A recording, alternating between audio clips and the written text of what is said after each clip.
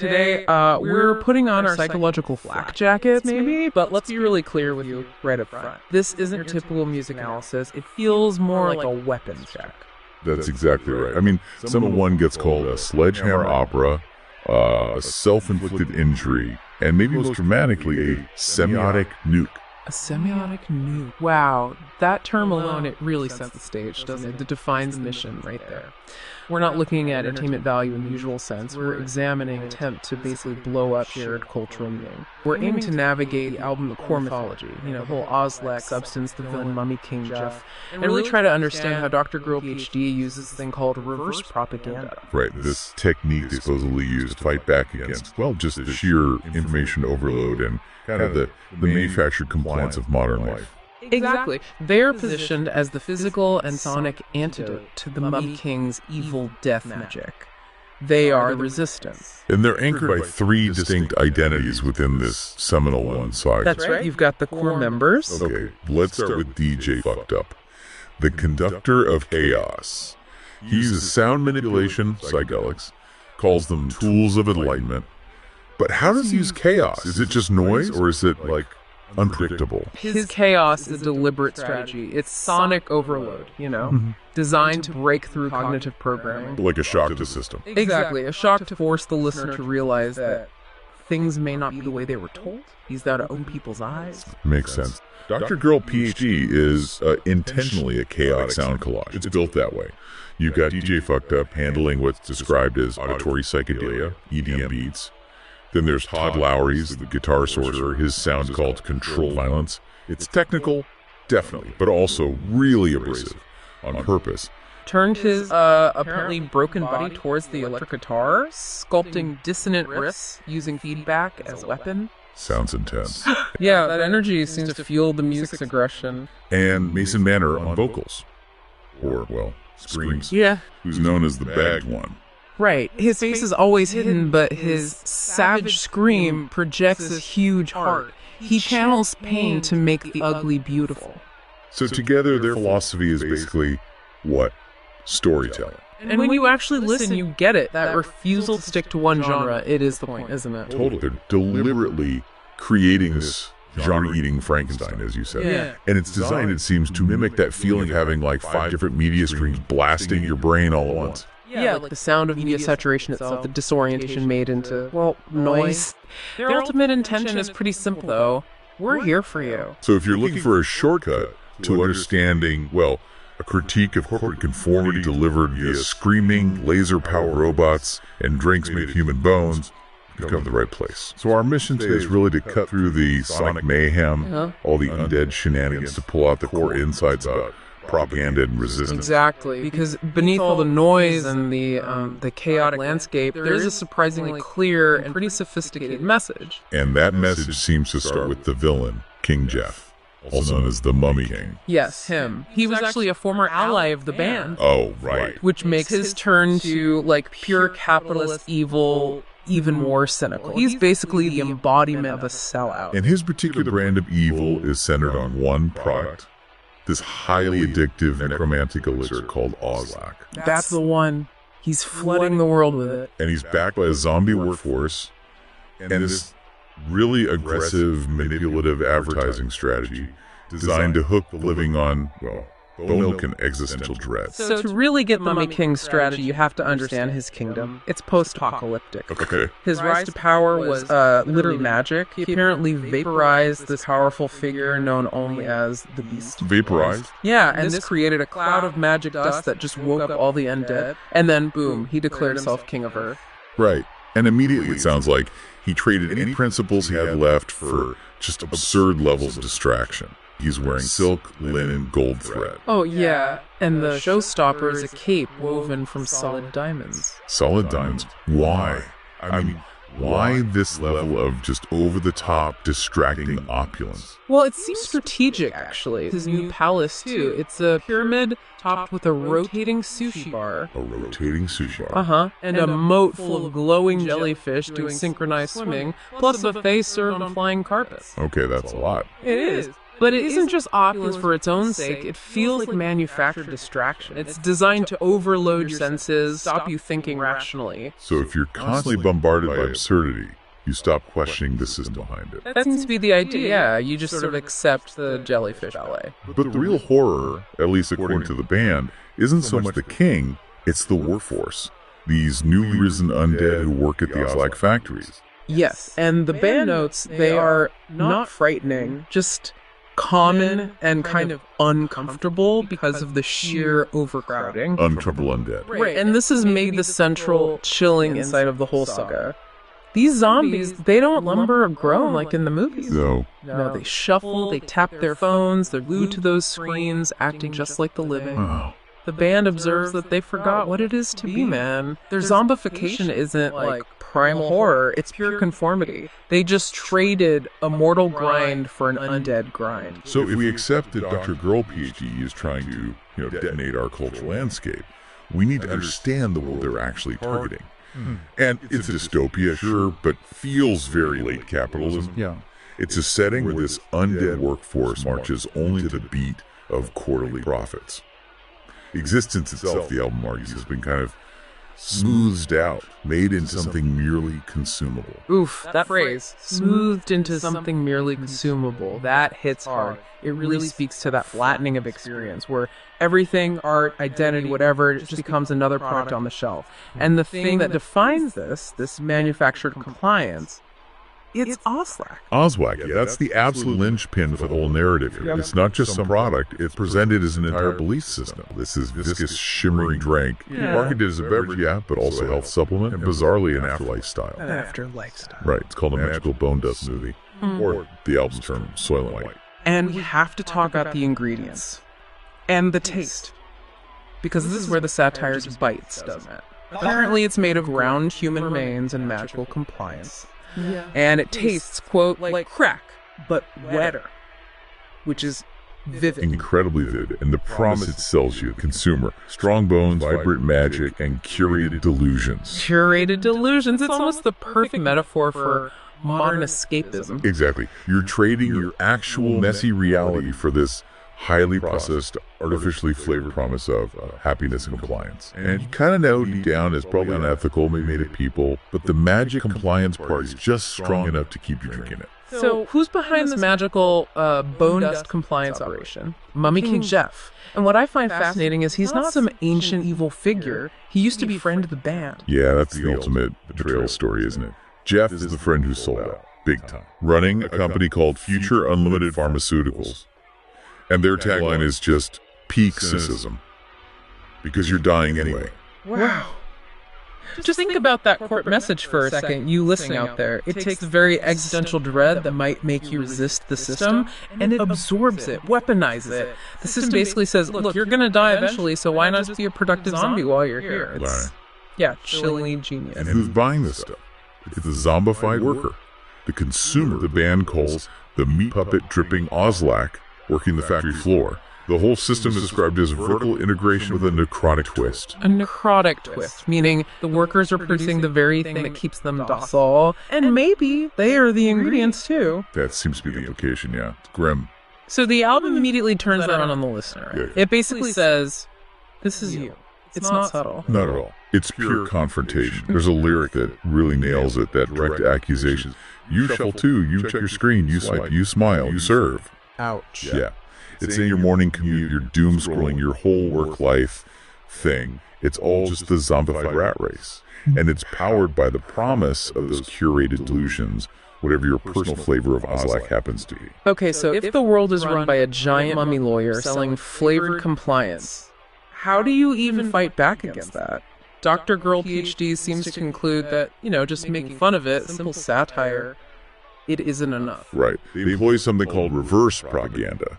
Epistemological sabotage. Epistemological sabotage. Yeah, let's break that down. Epistemology is about how we know things, right? How we understand reality. Exactly. So the band is trying to sabotage the very foundation of reality that this Ozlak-fueled world runs on. It's designed, apparently, to wake you mid-delusion. So how does that actually sound? What does it sound like in practice? Well, the perfect example is the opening track, Got Oslac. It's like textbook reverse propaganda in action. It starts off sounding really comforting, almost like a 1950s advertising jingle. You know, all soothing kitsch, glockenspiel, soft voices promising you'll feel better about being deader. It's meant to lure you in with that familiar, sugary sound of commercial persuasion. Right, sound of safety and consumption. But then it breaks. Violently, yeah. It glitches hard, collapses into just pure venom. The voice changes, the sound rips apart, calling the listener a consumer-shaped hole in a dying planet and a moron for swallowing the bone dust. Whoa. That is the sabotage. They take language at the end of the commercial jingle and they turn it into shrapnel. They don't just reject the message, they weaponize the medium itself. It leaves you, the listener, kind of reeling, wondering if all systems offering you comfort are actually just lies. And the sound itself becomes part of that resistance too then. Since the goal is fighting media saturation, they don't offer you some nice, clean, alternative sound. No, they give you the uncomfortable truth. This mashup of metal, noise, hardcore, EM. The guitar work sounds torn from the fabric of a dream. It's meant to be the glitch in your otherwise perfect corporate media feed. Precisely. It's the sound of the system breaking. So if the album's telling the story of resistance, how do these themes develop across the tracks? After that opener. Well, moving on, we get Felix the What. This track really introduces the narrative engine, which is betrayal. It seems heavily influenced by Philip K. Dick's Spouse. Oh, okay. And this deals with Mummy King Jeff's fall from grace, the moment he sold out. Exactly, the moment he rejected the better half. Which the band hilariously summarizes as Jeff turning down their offer of peace and baby shark charcuterie. Baby shark charcuterie. The absurdity is just fantastic. Mixing cosmic betrayal with something so mundane. It really is. Yeah. But a core message in that track, it speaks very directly to our current moment, our sort of modern malaise. The chorus is called a slacker song, and it reflects that apathy, that economic frustration maybe of 2020s, with the lyric, I'm jobless because jobless. Huh. Jobless because jobless. Like nihilistic Zen statement. Kind of, yeah. A resignation that feels almost religious in its attachment. It champions this lifestyle, declaring, I'm jobless because jobless, I have less, also less stress. Less stress, yeah. It's interesting that the band acknowledges that, nihilism is one way people cope with the system, even if it's ultimately destructive. They don't shy away from that pain. Not at all.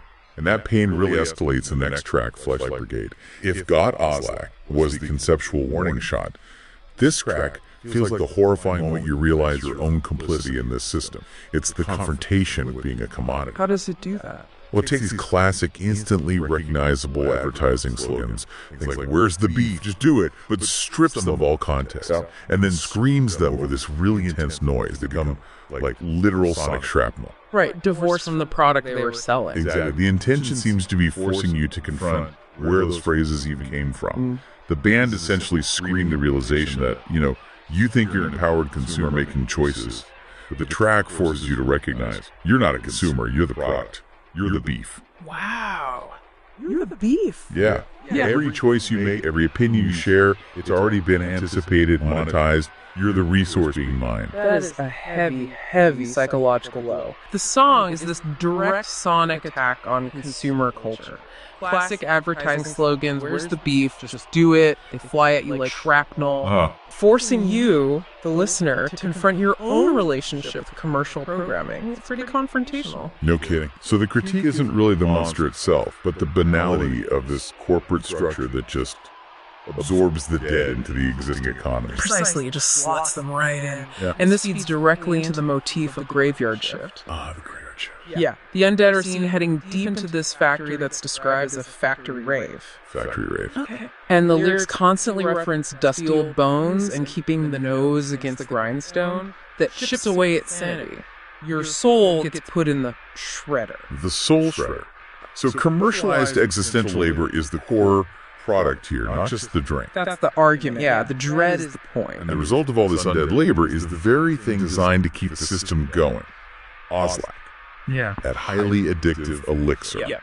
The advertising campaign, fronted by this character from Future Unlimited Pharmaceuticals, It sounds like a masterclass in aggressive, contradictory manipulation. It absolutely is. They promise everything using all the classic propaganda techniques. It's marketed as the elixir of life. Glittering generality. Exactly. While simultaneously claiming it's like crack, which is sort of a dark bandwagon appeal, right? Suggesting everyone's doing it, it's edgy, it's rebellious. And promises afterlife style for breakfast lunch or afterlife snack. Catchy. The marketing sounds manipulative. Okay, but what does this bone milk actually taste like? That's kind of the genius of the allegory, isn't it? It apparently contains the finest milk sourced from human potential. Human potential. Oh boy.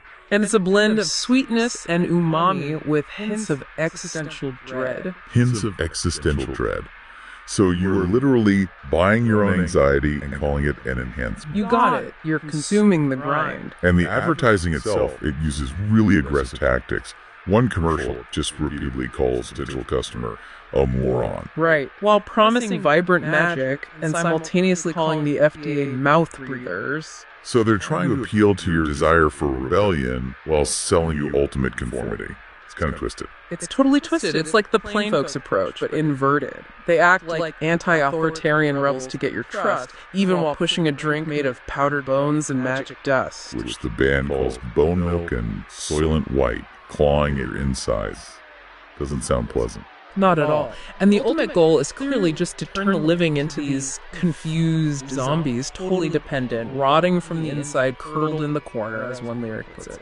How does the album even sustain that level of just anti-everything intensity? Pure sonic violence, basically. Tracks like Harsh and Halen. If the previous tracks were kind of intellectual confrontations, this one feels purely visceral, featuring an organ bleeding out, just screaming this raw throat truth. It's like unfiltered noise therapy. The sonic chaos as the sound of the system literally breaking down under its own weight of lies. And lyrics seem to confirm that. The track builds to this line: a battle raged, a world lost sheep.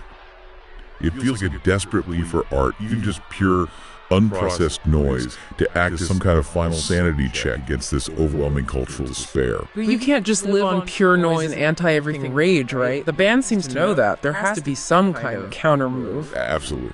And that seems to come what they call the ideological detox section, tracks like Terrible Taste. They directly address the sacralization of Oslak. The sacralization, like making this fake substance holy. Pretty much. So they reject that shimmering, magical, consumable afterlife that Oslak promises, and they replace it with the most mundane, least remarkable thing imaginable. Regular milk. Regular milk, like from a cow. Exactly. A religious milk ritual. Or even, get this, a manifesto with others. Why milk, though? What's the symbolism there? It's totally unglamorous. It spoils. It requires an actual living creature, a cow. It's the complete opposite of a shelf staple, magically enhanced, probably made of people, bone dust smoothie. Okay, I see. It's grounded. It's real. It's an act of restoration. They're insisting that reality, even with its dullness, its potential for pain, maybe even lactose intolerance, is more sacred than any glittering illusion sold by Monk King Jeff. Yeah. I don't want your afterlife style. Just give me Kai's milk. Give me pain. That's mine. They're reclaiming the unprocessed stuff, the realness. Faced with this behemoth, Dr. Girl PhD decides not to compete directly. They launch a reverse propaganda campaign. Regular milk. Just regular milk. It's a pure refusal to participate in the whole commercialized fantasy. And naturally, knowing this band, this anti-commercialism escalates. Oh, absolutely. It becomes this full-blown, totally bizarre, angry worship song praising the bovine beast. Praising the cow. Yes. Using slogans like embrace the moo and calling for listeners to milk it, you sleaze stack. The rejection itself becomes this form of radical, chaotic art. Embrace the moo. Got it. So this philosophical resistance, this story yelling, it eventually escalates into literal warfare, doesn't it? It does. The Mummy King, finding his precious bone milk being, well, truly slandered. He gets upset. He gets very upset. And he tries to weaponize legal system. He actually sues Dr. Girl PhD for defamation. Defamation of bone milk. Apparently. And threatens them with his litigious team of undead lawyers. Undead lawyers. Of course, it's a perfect piece of satire, really. Yeah. A post-apocalyptic, necromantic legal battle. Totally. But the band naturally refuses to take the power structure seriously. They propose an alternative resolution. Which is? A dance-off. A dance-off. against the Mummy King. Yep. The outcome to be determined by the rhythm of the dusty old bones full of green dust. The rhythm of the dusty old bones. Okay. Being a tyrant, he just loses cool. So we fought the system conceptually, we detoxed the ideology with milk. What happens when the chaos reaches its peak? Is there a final battle? Oh, yes. It takes place in Screaming Demon. This is the grand finale, the kaiju battle against the Godzilla-sized mummy lawyer. And how does a band fight a giant corporate monster? They literally turn their art and their friendship into a weapon. Now, They combine together with the power of friendship and their music, all that creative energy, that loyalty, to form a huge laser sword-wielding Dr. Girlbot. a Dr. Girlbot. Okay, that's amazing. Collaboration in art, literally forming a giant robot to fight corporate megalomania. It's the ultimate manifestation, yeah. So the robot wins. The immediate threat is defeated by sound and collaboration. The battle is won, yes, but the struggle doesn't end there. Ah, right. It's never that simple. Never. They immediately bring us back down to earth, reflecting on unavoidable, inevitable, ever-encroaching deaths. Cheery. Well, yeah. The mummy remains undead, right? And the band concludes that the true struggle is perpetual. Everything rots, everything rusts. So it's an acceptance of mortality that actually sharpens their creative focus. This seems to be it. Knowing death is coming makes the creation more urgent. And their final message isn't one of despair, but encouragement. Exactly. Not panic, but pursue creation before death inevitably comes. There's that final line. Every time a bell rings, an angel gets its wings, and you're just standing there playing litter dinglings, you know? Correct. Don't just stand there, basically. Do something. Create something. Make your sound. So, what knowledge do we carry away from this chaotic, incredibly loud mythology? Good question. What's the takeaway? Well, the entire Seminal One saga uses this really absurd storytelling to articulate a, I think, crucial perspective on modern life. The Mummy King and Ozlak, they represent these legacy corporate systems. Okay. But they adopt new media forms like the EDM aesthetics, the factory raves to maintain control. They use simplified, emotionally charged propaganda, those glittering generalities we mentioned, to promote dependency. The biggest challenge isn't some lumbering monster out there. It's the subtle stuff. It's the attractive messaging that makes us complicit in our own soul shredder. Yeah, we choose a heavily advertised blend of umami and existential dread over, boring old cow's milk, because the first one feels edgy or rebellious somehow. Even though it's the ultimate conformity juice. Exactly, and the band forces us to realize that the fight against that is relentless. It's messy, it's creative. Relentless defiance is the only real antidote to that kind of control. Even after this presumably victorious, sweaty dance fight, the album doesn't just wrap up neatly. It closes with tracks like Bone Dragon and Soul Shredder, which are much more about reflection and regret. So the battle might be won for today, but mortality, decay, impermanence, that still hangs over everything. There's no final, easy answer. Exactly. The album's final offering isn't salvation in a bottle or, smoothie. It's narrative. They're giving you a story, a framework to understand your own situation, your own oppression, rather than just a pill to numb it. And amidst all that noise and distortion, the core human element does shine through, especially in their liner notes, they say. The only thing to live for is the friends you'll never forget. Fighting despair with distortion, insisting on the bitter clarity of the unprocessed. It's a call to reimagine survival, right? Not just enduring inside the system, but actively rebelling against it. Yeah, and it forces you to ask yourself, what exactly have you agreed to? What compromises have you made just for convenience or comfort? Just because you taste it doesn't mean you have to drink it. You don't have to swallow the Ozlak. Right. Which leads us to a final, maybe provocative thought built on this material. Historically, the term propaganda wasn't always negative, right? It just meant things were to be propagated, neutral. That's true, originally. So Dr. Girl PhD's music, powered by passion, friendship, chaos magic, all that stuff, is a systematic attempt to influence your opinion towards liberation and creativity before mortality inevitably catches up. Does that mean that Dr. Girl PhD is simply the most honest form of propaganda we have? Wow. Something to consider next time you're contemplating whether to actually pursue your art or, well, just stand there. So our final, maybe completely necessary advice. Drink regular milk, definitely avoid Ozlak, keep your soul out of the shredder if possible, and if you ever get a chance to dance fight a mummy with a guitar, probably take it.